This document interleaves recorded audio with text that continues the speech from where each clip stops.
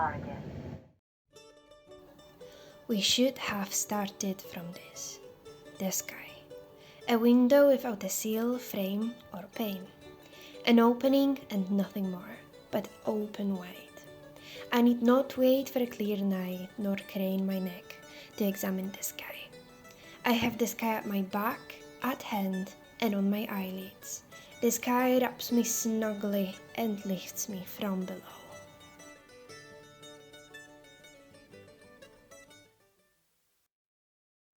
Inishmore, located on the west coast of Ireland, is the largest of Aran Islands, with an area of 31 square kilometers and population of around 840. The best way to get to Inishmore is by taking a ferry from the small town Roseville. It is also possible to fly to Aran Islands from Connemara Airport, located about 90 miles from Galway. There are many ways to explore Inishmore. Tourists arriving on the island can travel by minibus, van, or pony and trap tower. However, the most popular is the bike rental. Taking advantage of the fact that part of my family lives on Inishmore, I decided to travel by their car. In the rest of this film, I'll show you some of the popular tourist destinations, how the most famous pub on the island looks like on a Saturday night, and last but not least, you'll see fragments of 2 short interviews that I recorded.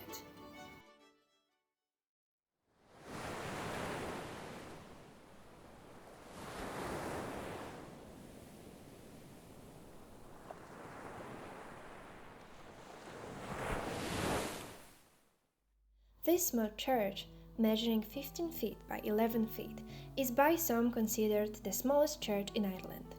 It dates back to 11th century. It is believed to be a tomb shrine of Saint Benon, a favorite disciple of Saint Patrick, thus its name, Benon's Temple. Built in the 18th century, Inishmore Lighthouse, located on the highest point of the island, was the first lighthouse built on Aran Islands. Unfortunately, it was poorly positioned and had to be replaced by other lighthouses. Currently, it is owned by a private person. It is listed within the National Inventory of Architectural Heritage. Another place worth visiting is Dunangus, a Bronze Age fort located on a seaside cliff. After years of examination, specialists said that it was most likely built around 1100 years before Christ. Etna Verling, archaeologist and Galway City Museum director, said that this D-shaped fort surrounded by 2 semicircles and cheval de frise, which are the defensive structures, could have been built only to impress other people and to warn them not to mess with people of Dunangus. She also said that people lived on this site for around 2,200 years. Located in the central part of Inishmore, this temple is said to have been founded by Saint Kieran, one of the 12 Irish apostles. The church dates back to around 12th century. Traditionally, people living on the island draw a scarf through the window for luck or fertility. Just next to the Saint Kieran's temple, there used to be a holy well. Some people believe that hanging a piece of clothing on a tree near the holy well will bring them good health or solve a problem of any kind that they may have. Those trees are called rag trees or raggedy bushes.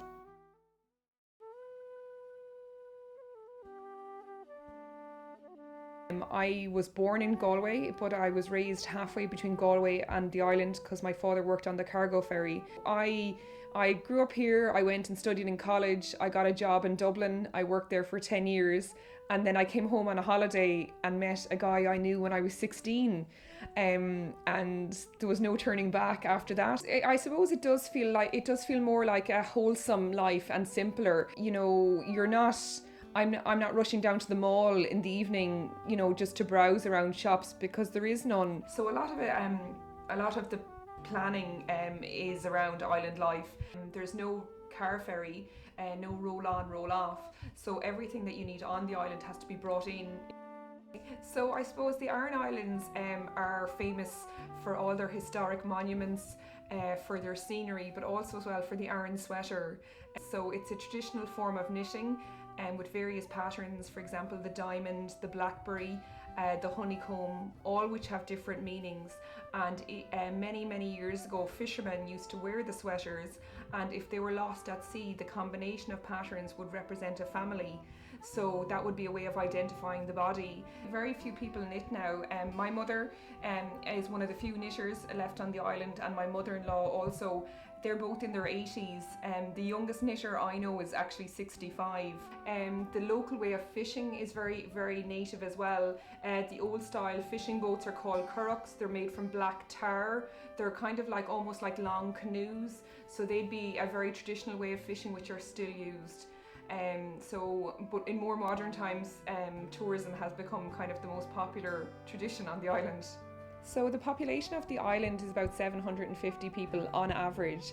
There is approximately 200 children on the island, varying in ages. To have a baby on the island can be quite complicated, but then you get to come home with your baby and raise them in a very nice place. There's a lot of freedom. Children have a lot of contact with nature, the seaside, animals. Here it feels like a very wholesome place to grow up.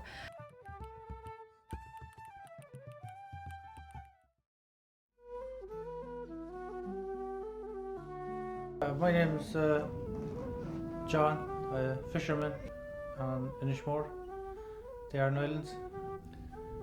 My father, his grandfather and great grandfather would have been all fishermen, you could say, throughout 40s, 50s, 60s, 70s, 80s and a part of the 90s. The fishing industry would have been the strongest industry on the island, but that's long overtaken now with tourism. It helps keep people here, you know. The mainland it's a bit too crazy. Everybody's in a rush. Generally, people that grow up on islands they'll be different to people that grew up in cities. Most people on the island would have grown up doing some farming and maybe a bit of fishing, and always outdoors. Like the island was like one big playground. Yeah, it was a fun place to grow up. Yeah. Fun and kind of a wild place. Yeah, but a good place, a safe place.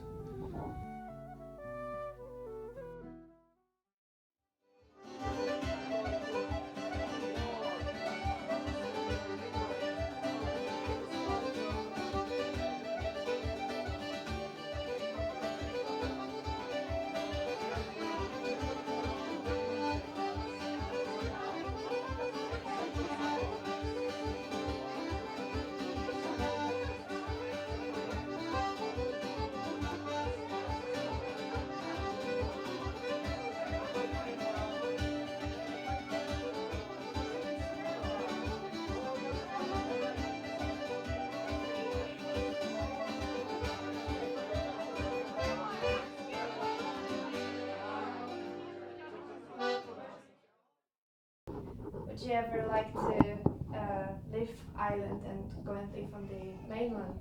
No, not really. No. If I really had to, I would, but I don't. So hopefully, I never will have to. Yeah.